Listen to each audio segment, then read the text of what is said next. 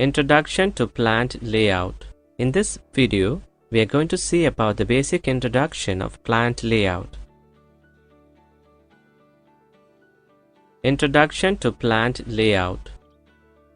Plant layout means the disposition of the various facilities, that is equipments, material, manpower, etc., and services of the plant within the area of the site selected previously. Plant layout begins with the design of the factory building and goes up to the location and movement of a work table. All the facilities like equipments, raw materials, machinery, tools, fixtures, workers, etc. are given a proper place. In deciding the place for equipment, the supervisors and workers who have to operate them should be consulted.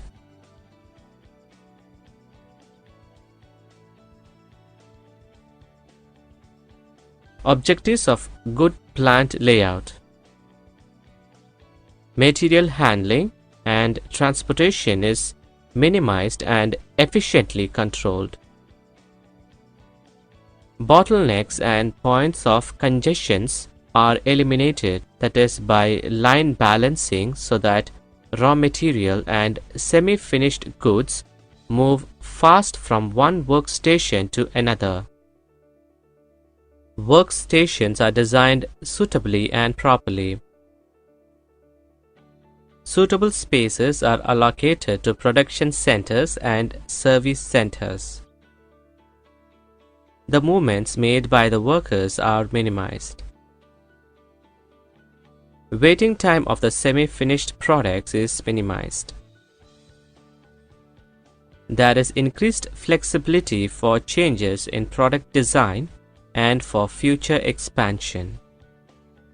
There is the utilization of cubic space, that is length, width, and height. Plant maintenance is simpler. Types of layout: process layout, product layout, combination layout, fixed position layout, process layout. It is also known as functional layout and is characterized by keeping similar machines or similar operations at one location, that is place. In other words, all lathes will be at one place, all milling machines at another, and so on. That is, machines have been arranged according to their functions. This type of layout is generally employed for industries engaged in job order production and non-repetitive kind of maintenance or manufacturing activities. Product layout. It is also known as line type layout. It implies that various operations on raw material are performed in a sequence and the machines are placed along the product flow line. That means machines are arranged in the sequence in which the raw material will be operated upon. This type of layout is preferred for continuous production. A continuous flow of in-process material towards the finished product stage. Combination layout. A combination of process and product layouts combines the advantages of the both types of layouts. Moreover, these days, pure product or process layouts are rare. A combination layout is possible where an item is being made in different types and sizes. In such cases, machinery is arranged in process layout, but the process grouping, that is, a group of number of similar machines, is then arranged in a sequence to manufacture various types and sizes of products. Fixed position layout. Layout by fixed position of the product is inherent in shipbuilding, aircraft manufacture, and big pressure vessels fabrication. In other types of layouts discussed earlier, the product moves past stationary protection equipment, whereas in this case, the reverse applies. Men and equipment are moved to the material, which remains at one place, and the product is completed at that place where the materials lies.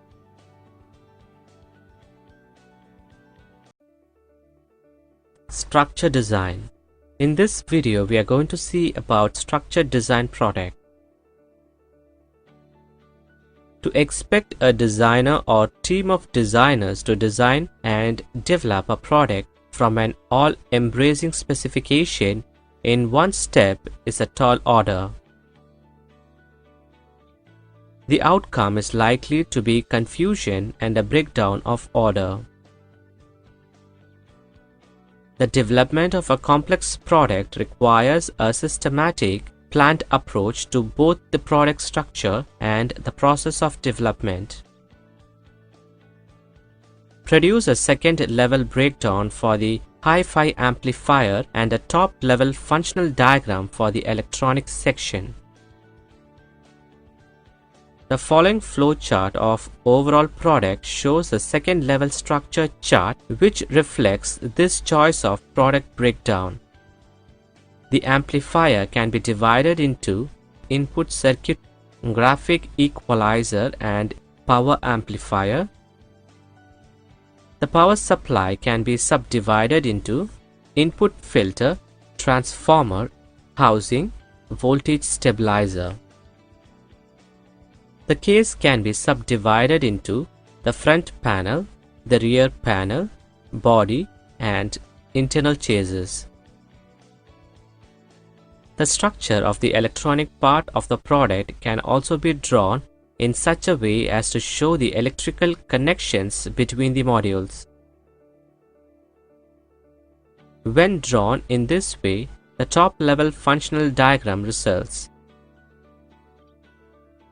This flowchart shows the top-level functional diagram for the structure using the breakdown. Importance of standards. In this video, we are going to see about the importance of standards. A standard is an established norm of an equipment or a product. It is usually a formal document that establishes uniform engineering or technical criteria, specifications, methods, processes, and practice regarding the equipments, products, and even for the organizations. It is a document available to the general public that is made with the coordination of general manufacturers, users of all interest based on the results of science, technology, and experience. The main purpose of standards is the promotion of optimum community benefits and approved by a committee recognized by regional, national, international level. It is related to buying raw materials for the production planning and process, testing of product quality according to the specifications and the requirements for the user.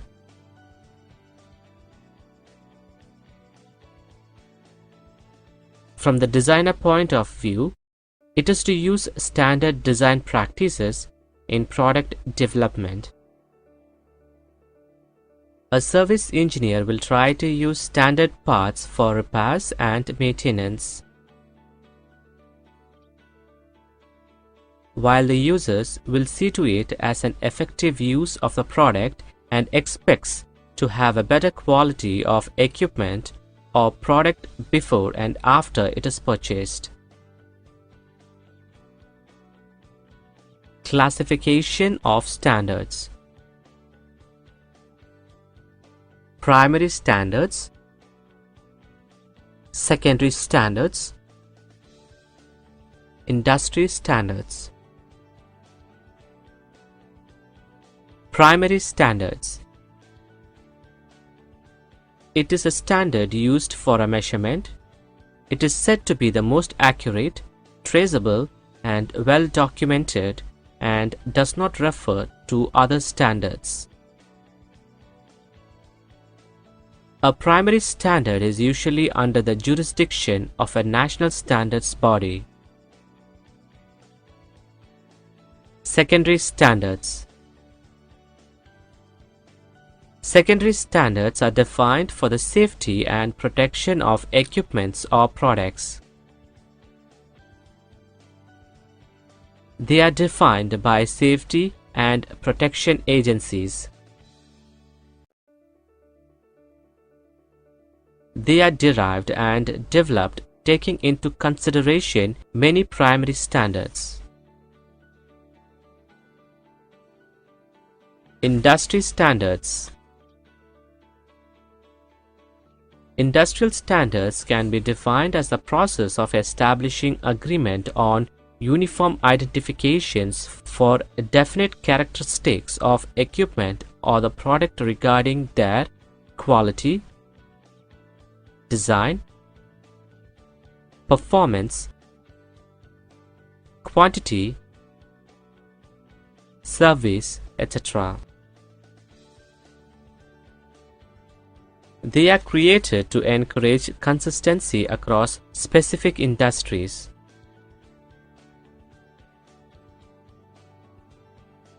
Also, it is said that these standards are the common and repeated use of rules, conditions, guidelines, or characteristics for products or related processes that are developed and promulgated by an industry for materials and products related to that industry.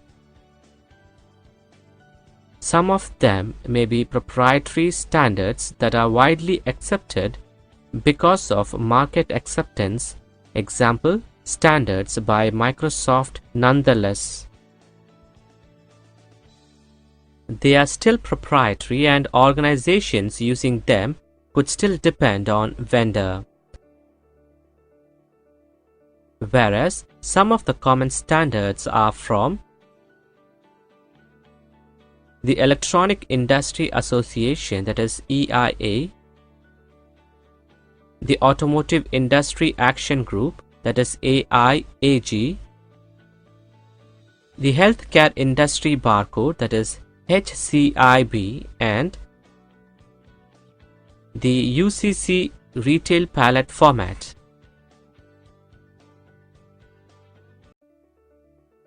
ISO and ISO standards. In this video, we are going to see about ISO and ISO standards. Introduction. International Organization for Standardization, that is ISO, is the world's largest well-known developer and publisher of international standards. ISO is a network of the National Standards Institutes of 163 countries. One member per country, with a central secretariat in Geneva, Switzerland, that coordinates with the system. ISO is a non-governmental organization, that is NGO, that forms a bridge between the public and private sectors. ISO 9000. The ISO 9000 family addresses quality management. This means ISO fulfills customers' quality requirements applicable to regulatory requirements while aiming to enhance customer satisfaction and achieve continual improvement of its performance in pursuit of these objectives. ISO 9000 series of standards is made to guide and audit tile company management practice documents and records issued by the ISO, which must be confirmed to achieve the minimum acceptable level of standard that a supplier quality should meet. ISO 9000 provides mutual recognitions of any product legally produced or marketed in one country to be accepted in principle in another country. The following are ISO 9000 series of standards.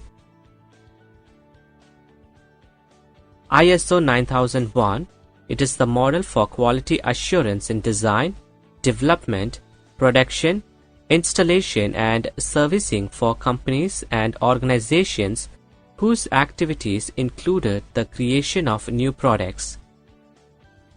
ISO 9002. It is used in a contractual situation when only production and installation confirmation to be ensured. ISO 9002-1987 model for quality assurance in production, installation and servicing has basically the same material as ISO 9001 but without covering the creation of new products. ISO 9003, it is the least detailed standard that requires that the conformance in final test and inspection is sure. ISO 9003 1987 model for quality assurance in final inspection and test covers only the final inspection of finished product, with no concern for how the product is produced. ISO 9004. It contains the guidelines on technical administration and human factor that affects the quality of the product and services. This standard is for internal use only. ISO 14000. The ISO 14000 family addresses environmental management.